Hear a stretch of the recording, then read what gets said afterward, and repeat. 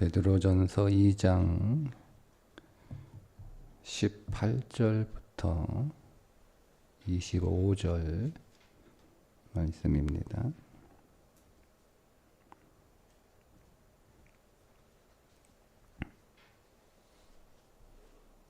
함께 읽습니다.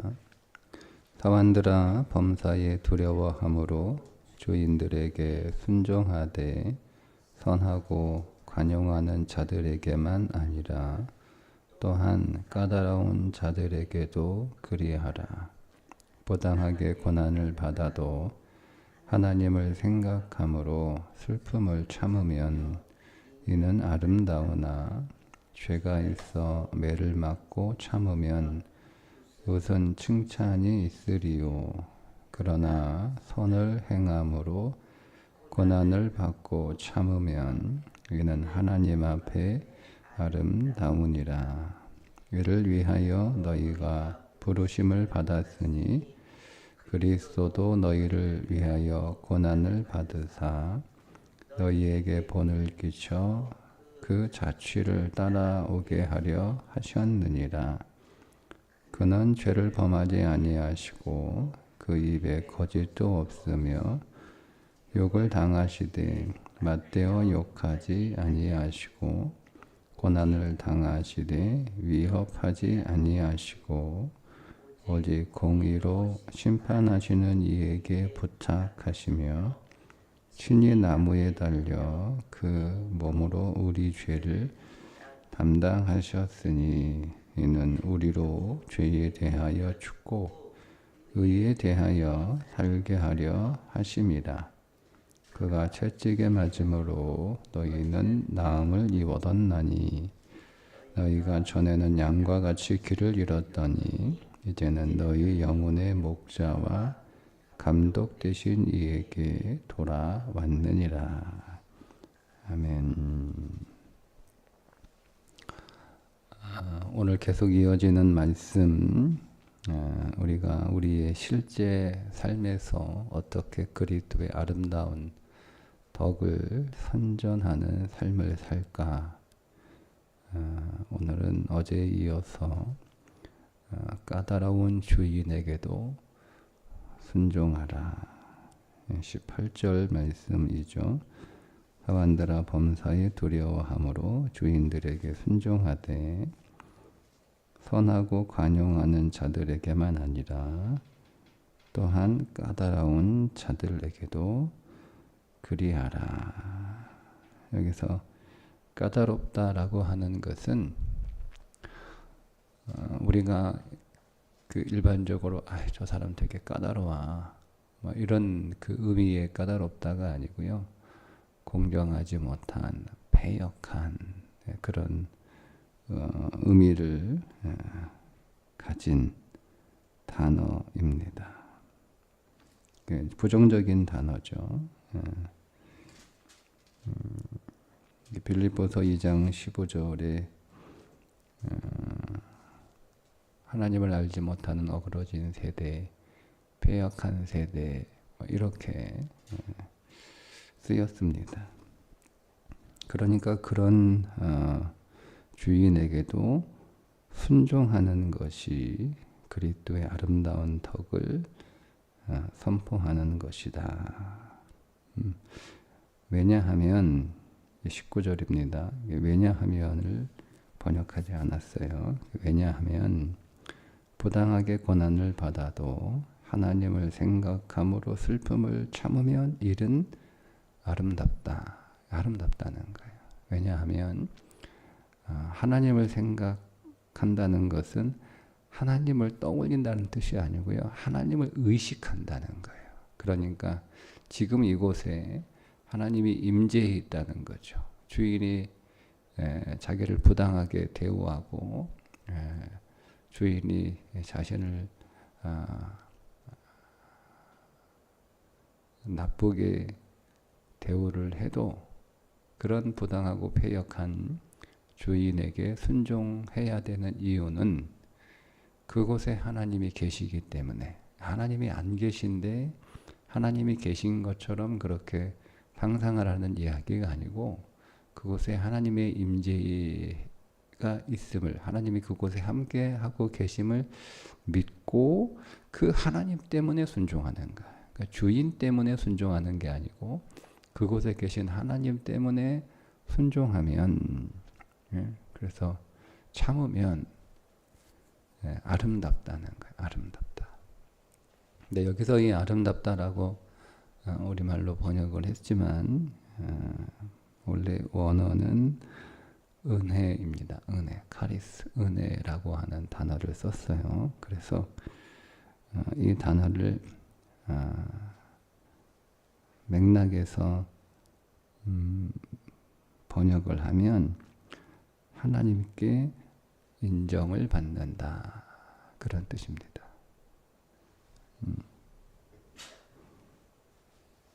하나님께 칭찬을 받는다, 그런 의미가 되죠. 그런데 당시 노예들 가운데는 주인에게 매를 맞고 꿋꿋이 끝까지 참는 것을 자랑하는 노예들이 있었어요. 그게 20절입니다. 죄가 있어 매를 맞고 참으면 무슨 칭찬이 있으리요. 자기가 잘못해서 주인한테 두들겨 맞는데 그거를 끝까지 참으면서 매를 다 맞고 동료들에게 내가 이렇게 강하다, 이거를 자랑하는 노예들이 있었단 말이에요. 그런데 그건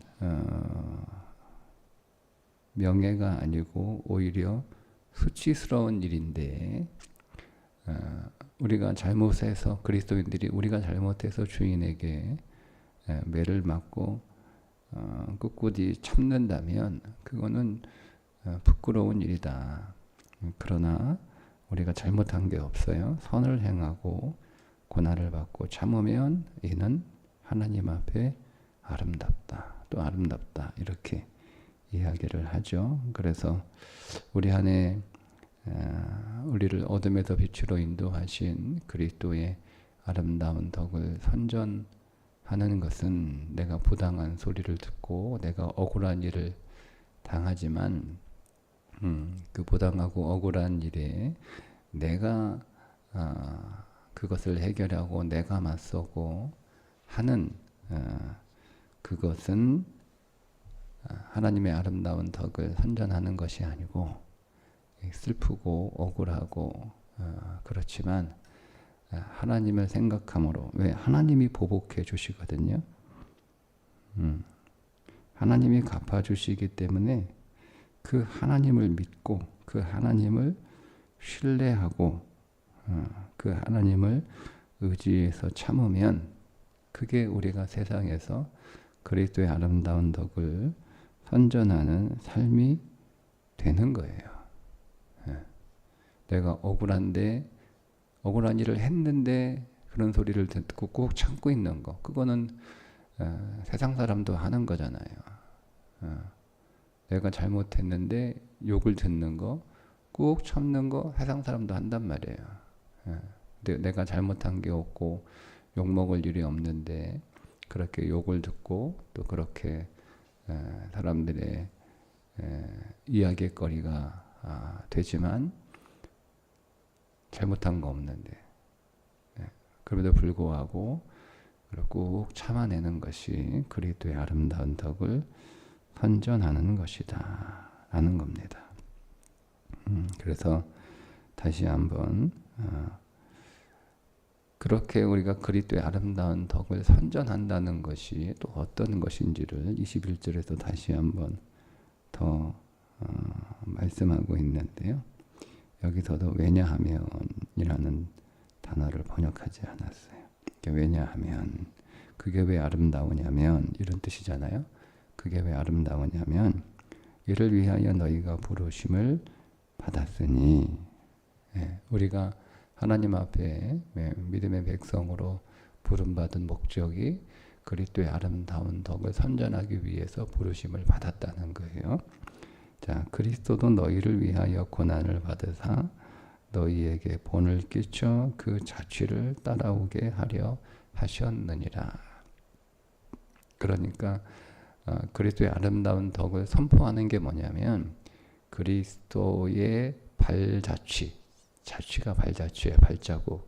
그 발자국을 따라가는 것이 그리스도의 아름다운 덕을 선전하는 것이고, 그리스도가 걸으셨던 그 길을 똑같이 걸어가게 하시려고 우리를 부르셨다는 거예요. 그러니까 우리가 그리스도가 걸으셨던 그 발자국을 그대로 따라가는 것은 우리의 삶의 옵션이 아니고 그렇게 따라가는 삶을 살라고 우리를 하나님께서 부르셨다는 겁니다. 그러니까 내가 어떻게 그리스도처럼 살아, 어떻게 그리스도가 걸었던 그 걸음을 똑같이 걸어, 이거는 오늘 이 말씀에 의하면 잘못된 말씀이죠. 왜냐하면 그렇게 하라고 부르신 거예요. 그렇게 따라가는 것이 아름다운 삶이고 하나님 앞에 칭찬받는 삶이고 그게 하나님의 은혜가 임하는 삶이라는 거예요. 예, 그러니까 여러분 여기서 은혜가 우리가 생각하는 그런 은혜가 아니잖아요. 그리스도의 발자취를 따라가게 하는 그 상황을 내게 주신 게 은혜인 거예요. 그런 상황이 없는 게 은혜가 아니고 그게 아름답다라고. 그러니까 하나님이 오늘 우리에게 은혜를 베푸시는 상황, 즉 내가 내 안에 계신 그리스도를 선포할 수 있는 상황, 그런 사건이 벌어지고 그런 상황에 처하게 되는 것이 내가 왜 이런 억울한 일을 당해, 내가 왜 이런 욕을 먹어, 내가 왜 이 부당한 일을 당해, 그게 우리에게 선물이라는 거예요.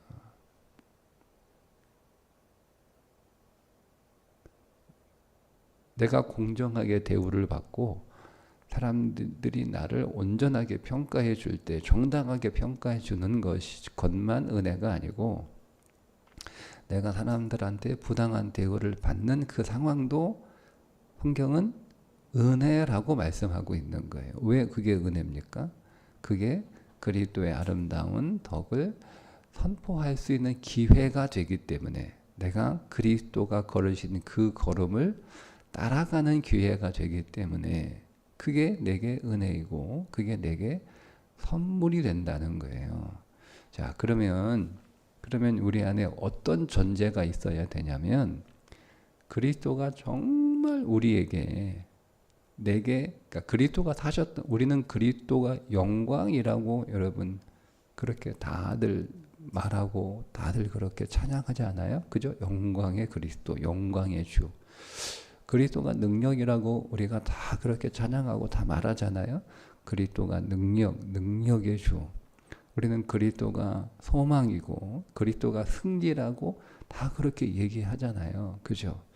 자, 그 그리스도가 우리에게 영광이고 우리에게 능력이고 우리에게 소망이라면, 그게 정말 진심이라면 그리스도가 사셨던 그 모든 삶이 우리에게 영광이고 우리에게 능력이고 우리에게 소망이 되어야 됩니다. 그러니까 그리스도가 걸어가셨던 그 발걸음과 분리해서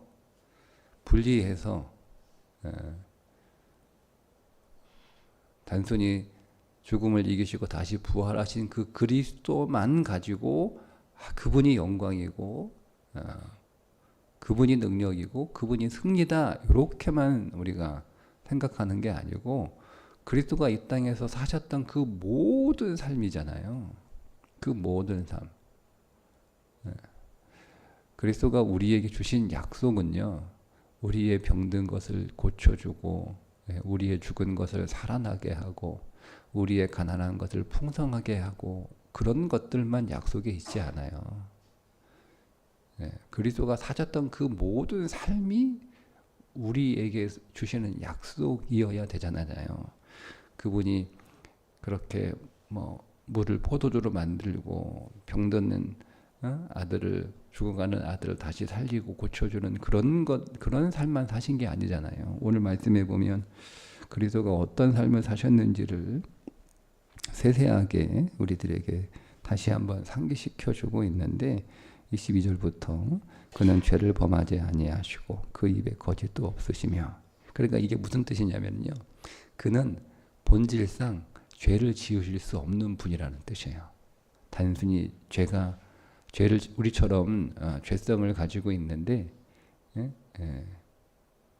그럼에도 불구하고 죄가 없는 그런 분이 그런 삶을 사셨다는 게 아니고 그는 그 본질상 죄를 지을 수 없는 분이에요. 단순히 죄를 안 짓는, 단순히 거짓이 없는, 거짓말하지 않는 그런 수준의 그 의미가 아니에요. 여기 쓰인 단어들은.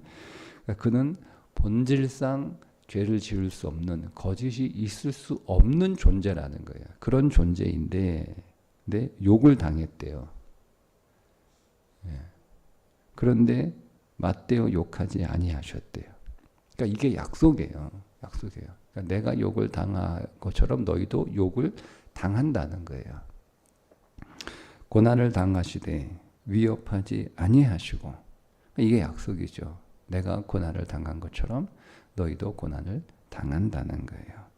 오직 공의로 심판하신 이에게 어떻게 해요? 부탁하시며. 그러니까 너희도 욕을 먹고 고난을 당할 때 맞대어 욕하거나 싸우지 말고 오직 공의로 심판하시는 하나님께 부탁해라. 예. 그러면서 24절에 친히 나무에 달려, 여기서 십자가라고 안 하고요. 성경에서 나무라고 얘기하면 그때 그 나무는 저주를 상징하는 단어예요. 그러니까 친히 저주를 받았대요. 저주. 그러니까 욕을 먹는 정도가 아니죠. 사람들한테 저주를 받는 거예요. 예. 그러니까 그렇게 사람들에게 저주로 달려 그 몸으로 우리의 죄를 담당하셨으니, 본질상 죄를 지으실 수 없는 분이 우리의 죄를 가져가신 거예요. 그러니까 우리가 생각하는 억울한 정도의 그런 수준이 아니죠. 우리는 본질상 죄인이잖아요. 죄인인데 다만 사람들이 내가 억울하게 생각하는 그 잘못을 하지 않았을 뿐이에요. 그런데도 우리가 그 가능성이 있단 말이에요. 그 사람들이 억울하게 말하는 그 잘못된 행동을 할 수 있는 가능성이 우리 안에 있단 말이에요. 단지 그게 자극이 되지 않았을 뿐이지. 그 가능성을 가지고 있는 내가 그 가능성이 그 안에만 남아있고 밖으로 표현되지 않았음에도 불구하고 본질상 그런 사람인데, 나는 본질상 거짓말하는 사람이잖아요. 나는 본질상 거짓의 아비가 그 거짓의 아비의 자손이니까. 근데 내가 거짓말은 하지 않았어요. 그런데도 억울하잖아요. 내 안에 거짓의 가능성을, 죄를 가지고 있지만 그게 표현되지 않았음에도 불구하고 그런 소리를 들으면 억울한데, 본질상 죄가 있을 수 없는 분이에요. 본질상. 근데 그분이 내 죄를 가지고 가셨단 말이에요. 그래서 죄인이라고 불리는 거예요. 이는 우리로 죄에 대하여 죽고 의에 대하여 살게 하려 하심이라. 여기서 죄에 대하여 죽고, 담당하셨다라는 말은 희생 제물이 되다 이런 뜻이고요. 그러니까 제물이 되는 거예요. 제물이.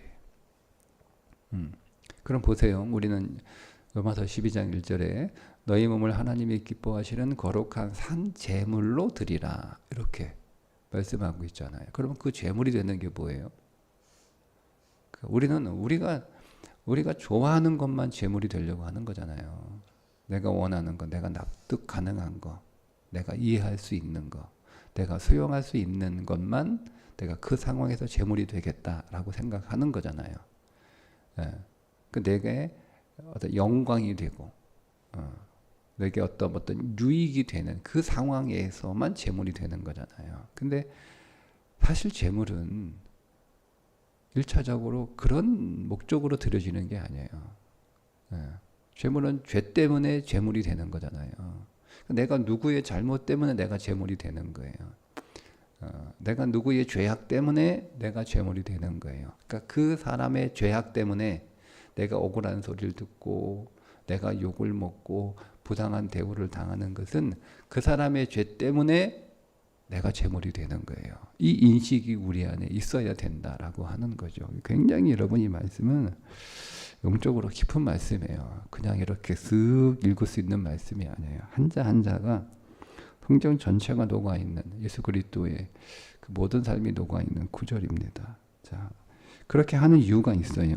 죽고 우리로 죄에 대하여 죽고, 그러니까 우리 죄가 옮겨지는 거죠. 그게 죄가 제거되고 죄가 옮겨지는 거예요. 그러니까 내가 죄인이 내가 죽어야 되는데 그리스도가 내 죄를 대신 가져가셔서 나 대신 제물이 되심으로 내 죄가 그에게로 옮겨진 거예요. 옮겨진 거예요. 예수님에게로.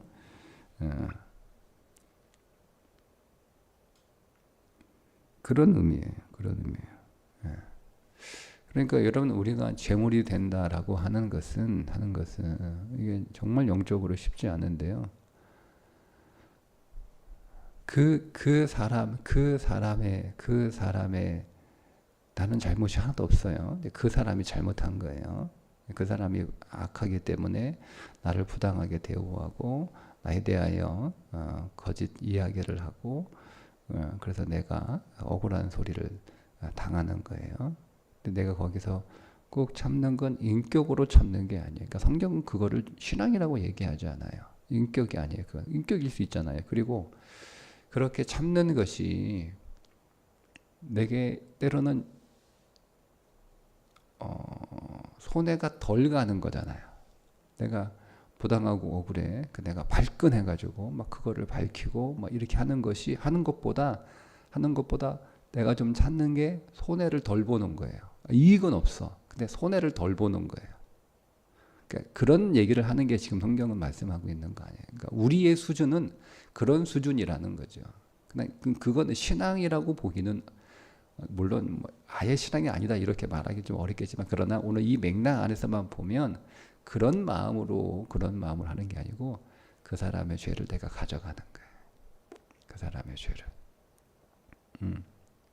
그가 죄가 없다는 거잖아요. 보세요. 내가 그 사람의 죄를 밝히는 건 그 사람이 나에게 부당한 얘기하고 억울한 얘기하고 헛소문 퍼뜨리고 거짓말하고 그 내가 억울한 일을 당했어요. 그 내가 이 억울함을 풀어야 돼. 그럼 내가 억울함을 풀려면 그 사람이 죄인이라는 게 드러나야 되는 거예요. 맞죠? 그죠? 근데 내가 참는 건 뭐예요? 그 사람이 죄인이라는 게 드러나지 않는 거예요. 그냥 내가 억울한 소리를 들었지만 그냥 잠시 그런 사람이 되는 거죠. 그렇죠? 이게 영성이라니까요. 그게 예수님이 걸으셨던 발자국이에요. 그러니까 그 발자국을 따라가라는 거예요. 그 발자국을 따라가라고 우리를 부르셨고 그 발자국을 따라갈 때 그게 그리스도의 아름다운 덕을 선포하는 것이고 그 발자국을 따라갈 때 우리에게 칭찬이 있다라고 하는 말씀입니다. 예. 그 사람을 살리는 거죠. 어떻게 살리는 거예요. 너무 어렵습니다. 그가 채찍에 맞음으로 너희는 나음을 얻었나니. 그래서 그 사람이 고쳐지는 거예요. 고쳐지는 거예요. 용서가 고쳐지는 거예요. 내가 억울하지만 제물이 될 때 고쳐지는 거예요. 고쳐지는 거예요.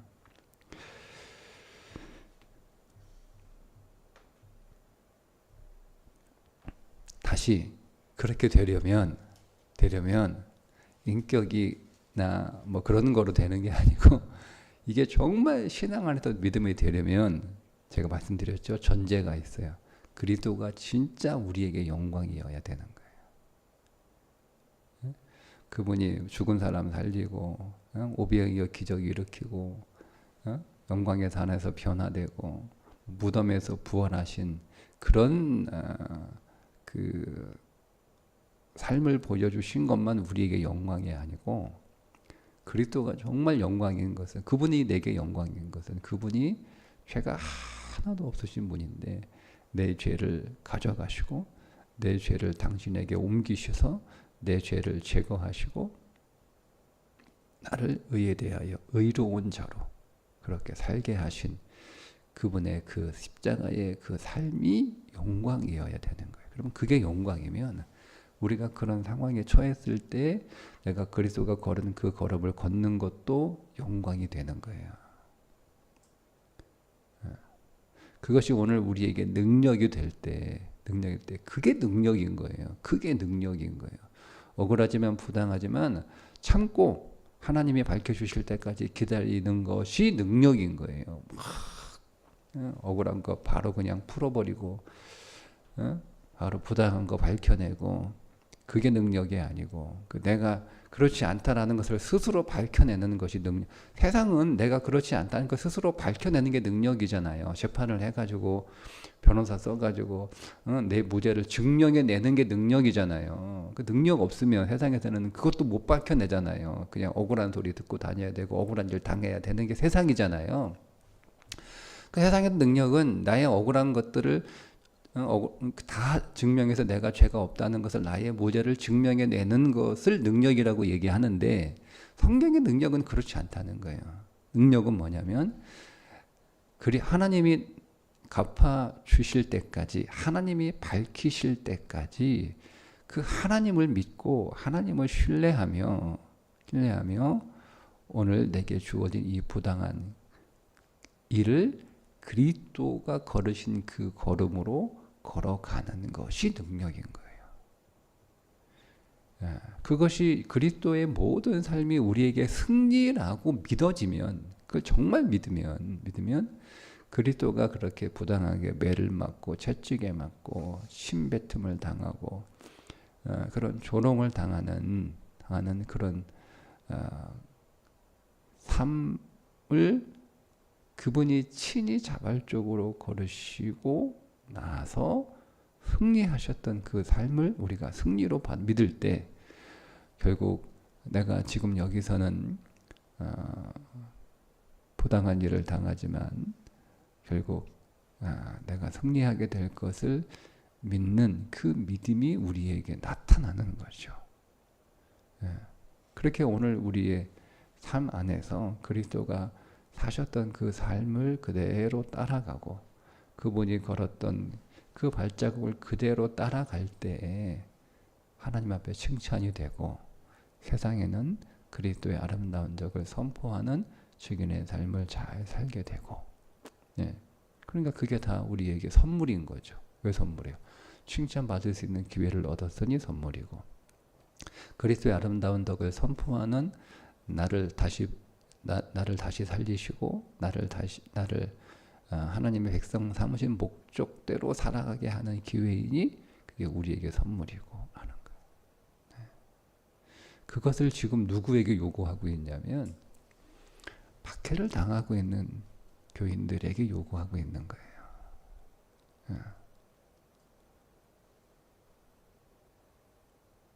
그러니까 지금 우리처럼 제 3자로 생각하는 성경 3자로 생각해서 이 말씀을 읽는 거하고 당사자들이 이 편지를 받는 거하고는 완전히 느낌이 달라요.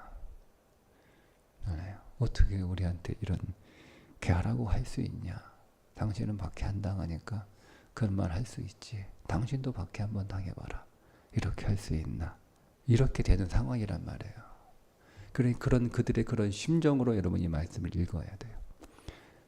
어떻게 남 얘기를 하고 이렇게 쉽게 얘기하냐? 아니에요. 너도 한번 당해봐라. 이게 아니에요. 이게 진리예요. 진리니까 베드로가 이거를 쓸 수밖에 없는 거예요. 이게 진리. 이게 마땅한 삶이고 이게 생명의 삶이니까 이걸 이렇게 쓸 수밖에 없는 거예요. 수밖에 없는 거예요. 결국 베드로도 박해를 당하여 죽잖아요. 예수님보다 못한 내가 어떻게 십자가에 온전히 매달려 죽냐? 나는 거꾸로 매달아라 라고 하는 전승이 있을 만큼 그렇게 그도 고난을 당해요. 근데 베드로가 이렇게 쓴 그대로 자신도 그런 삶을 사실은 살아요. 왜? 그게 머리의 지식이 아니라 그게 그의 마음의 믿음이었고 확신이었고 그가 붙잡은 진리였기 때문에 그렇습니다. 그러면 이 말씀도 우리에게 진리이어야 되는 거예요.